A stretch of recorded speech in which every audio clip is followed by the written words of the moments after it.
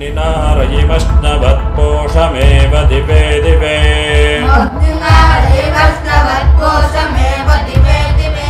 आज तक हम यही सुनते आए कि भारत हमेशा से एक गरीब और पिछड़ा देश रहा है। लोगों को यह भी कहते सुना कि भारत में जो कुछ भी अच्छा दिख रहा है ये सब तो अंग्रेजों की देन है। परिणाम स्वरूप हमारा मन हमेशा अपने ही देश के प्रति उपेक्षा और हीन भावनाओं से भर गया। वास्तविकता यह है कि हमें भारत के गौरवशाली इतिहास के विषय में सही जानकारी नहीं है। वो प्राचीन भारत जिसका हर एक कर्म यज्ञार्थ था, जिसने पूरी मानव जाति को जीवन के हर क्षेत्र में बहुत कुछ दिया है। क्या कभी अंबर से सूर्य बिछड़ता है, क्या कभी बिन बाती दीपक जलता है। कैसी है ये अनहोनी हर आँख हुई हम, छोड़ गया जो तू कैसे जिएंगे हम। तू ही किनारा तू ही सहारा, तू जग सारा तू ही हमारा, सूरज तू ही तारा। जय जयकारा जय जयकारा, स्वामी देना साथ हमारा। एक जिज्ञासा हो सकती है कि क्या वास्तव में भारत ने दुनिया को कुछ दिया है? तो इस जिज्ञासा का समाधान महान वैज्ञानिक एल्बर्ट आइंस्टीन के इस कथन में है।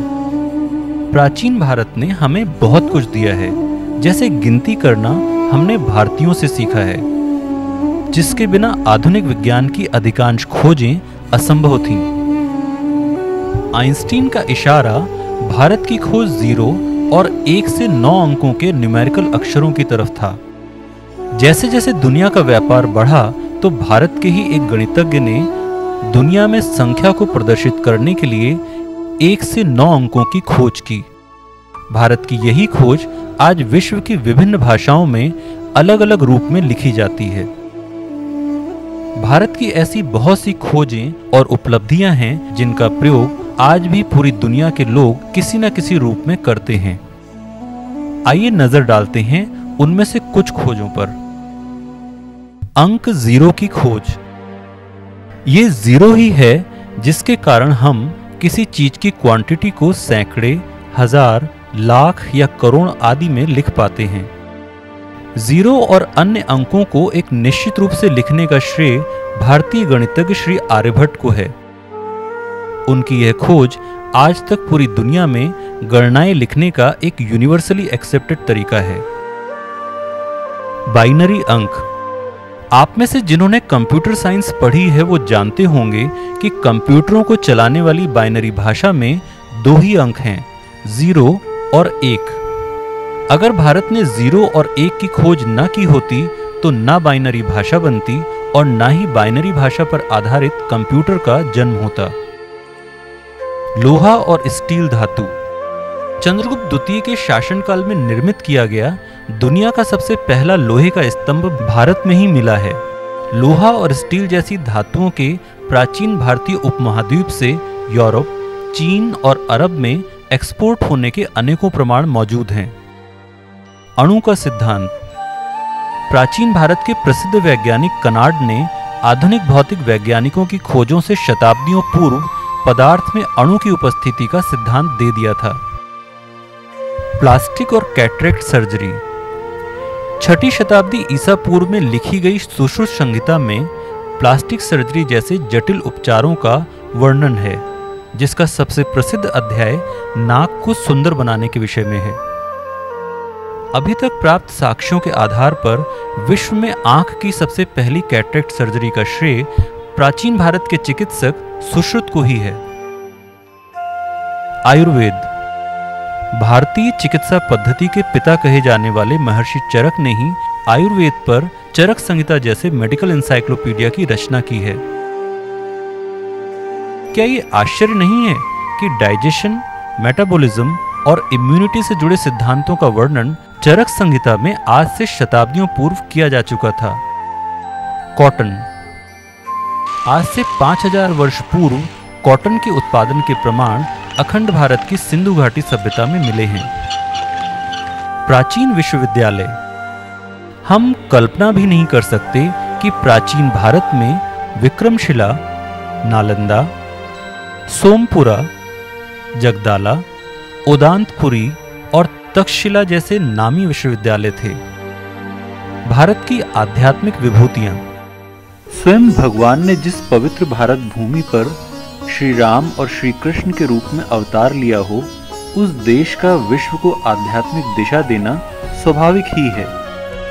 भारत एकमात्र ऐसा देश है जहां आध्यात्मिक विभूतियों ने लगभग एक ही समय में जन्म लिया है।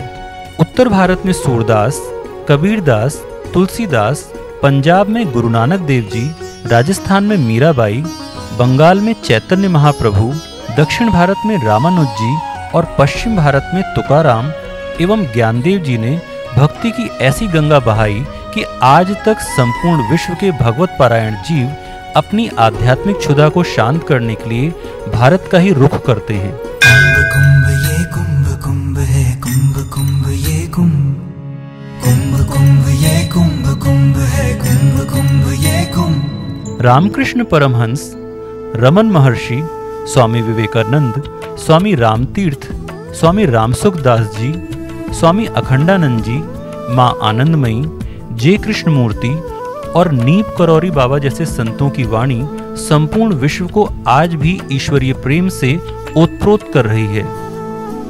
सनातन धर्म के दुर्लभ शास्त्रों को पुनः छापने के लिए पूरा विश्व सेठ जयदयाल गोविंद का, गीता प्रेस और इसके आजीवन संपादक हनुमान प्रसाद पोद्दार जी का सदैव ऋणी रहेगा। गांधी जी की अहिंसा के पाठ को संपूर्ण विश्व आज भी शांति का आधार मानता है। उनके व्यक्तित्व का प्रभाव केवल भारतीयों तक सीमित नहीं था।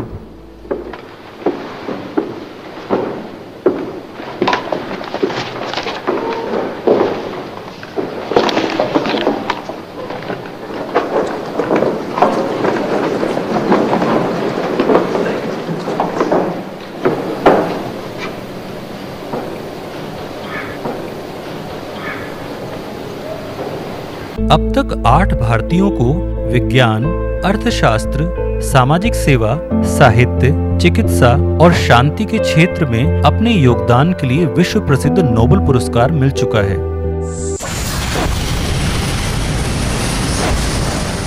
विज्ञान और गणित के क्षेत्र में भी भारतीयों का योगदान अविस्मरणीय है।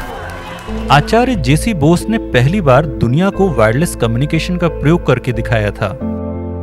बोस ने ही अपने क्रेस्कोग्राफ आविष्कार से दुनिया को ये दिखाया कि दूसरे जीवों की तरह पेड़ पौधों के अंदर भी भावनाएं होती हैं। सर मोक्षगुंडम विश्वेश्वरैया का ऑटोमेटिक स्लुइस गेट और ब्लॉक इरिगेशन सिस्टम आज भी दुनिया भर में इंजीनियरिंग के क्षेत्र का चमत्कार है। श्रीनिवास रामानुजन ने mathematical analysis, number theory, infinite series और कंटिन्यूड फ्रैक्शंस के क्षेत्र में असाधारण योगदान किया है। भारत के स्पेस प्रोग्राम के जनक डॉक्टर विक्रम साराभाई के कारण ही Indian space research organisation ISRO की स्थापना संभव हुई। इसरो की गणना आज विश्व की अग्रणी स्पेस रिसर्च ऑर्गेनाइजेशंस में होती है।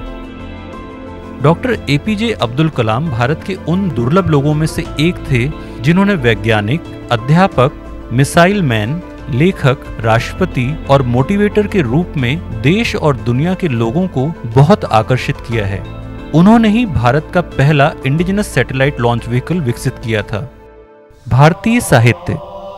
प्राचीन भारत में महर्षि वाल्मीकि द्वारा रामायण, वेद व्यास जी द्वारा महाभारत, भगवान श्री कृष्ण के श्रीमुख से उद्धृत गीता, विष्णु शर्मा द्वारा रचित पंचतंत्र एवं महाकवि कालिदास द्वारा रचित अभिज्ञान शाकुंतलम जैसे महाग्रंथों की रचना हुई है।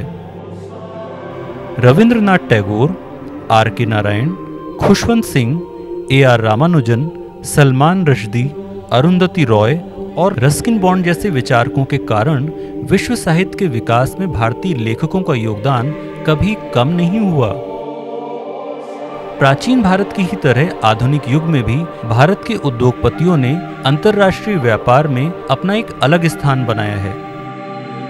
धीरूभाई अंबानी, रतन टाटा, लक्ष्मी निवास मित्तल, नारायण मूर्ति, कुमार मंगलम बिरला और आनंद महिंद्रा जैसे नामचीन उद्योगपतियों ने दुनिया भर में अपने व्यापार के साथ साथ बहुत से सामाजिक कार्य भी किए हैं। कंप्यूटर के क्षेत्र में भी भारतीयों का योगदान बहुत महत्वपूर्ण है। भारत के सबीर भाटिया ने सन 1996 में बहुत कम समय में हॉटमेल जैसी ऐतिहासिक वेबमेल सर्विस की शुरुआत की थी। पेंटियम प्रोसेसर के जनक विनोद धाम के कारण कंप्यूटर के क्षेत्र में बहुत से नए प्रयोग शुरू हो पाए।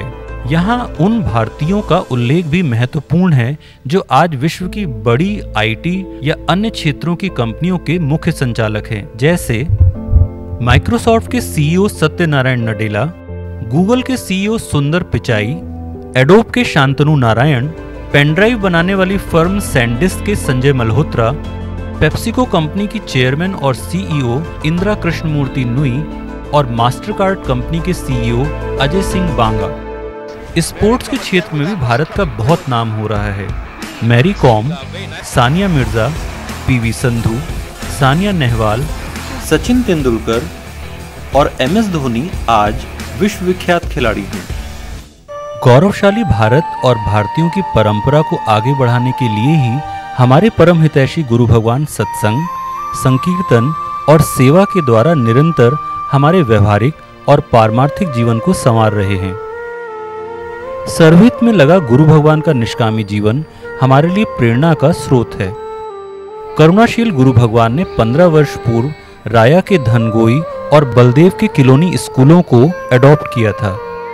तब से आज तक गुरु भगवान इन स्कूलों के निर्माण और कक्षा 1 से 12 तक के निम्न मध्यवर्गीय छात्रों को शिक्षित करने की महान सेवा कर रहे हैं। गुरु भगवान के निष्काम प्रेम का ही परिणाम है कि पिछले 25 वर्ष से अलीगढ़ के निकट बरोथा में गरीबों को फ्री चिकित्सा देने के लिए एक क्लिनिक चल रही है, जहां प्रति माह लगभग 800 रोगियों का इलाज निःशुल्क होता है। अभी हाल में ही गुरु भगवान ने वृंदावन में बांके बिहारी मंदिर के समीप परिक्रमा मार्ग के कुछ हिस्से की सफाई कराई, जिसमें यात्रियों द्वारा रास्ते और नालियों में फेंका गया टनों कूड़ा निकला। श्रीधाम वृंदावन और गोवर्धन में स्थित श्री भगवान आश्रम और भजनाश्रम में रहने वाली भजनानंदी विधवाओं को भी गुरु भगवान समय समय पर भोजन प्रसाद, कपड़े, कंबल और धन आदि का दान देते रहते हैं।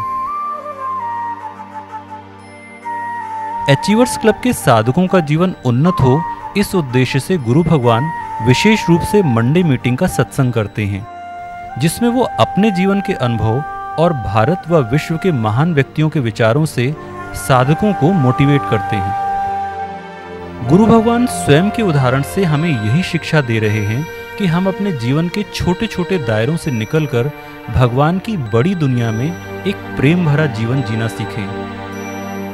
हम भाग्यशाली हैं कि हमने भारत जैसे आध्यात्मिक देश में जन्म लिया है। विश्व के सबसे बड़े लोकतांत्रिक देश भारत का गौरव एक बार फिर लौट रहा है। ब्रिज फाउंडेशन, स्वच्छ Bharat, make in India, digital India और नमामि गंगे जैसे विशाल अभियान भारत को बदल रहे हैं। आइए हम भी अपने तन, मन, धन की आहुति देकर अपना जीवन यज्ञार्थ बनाएं।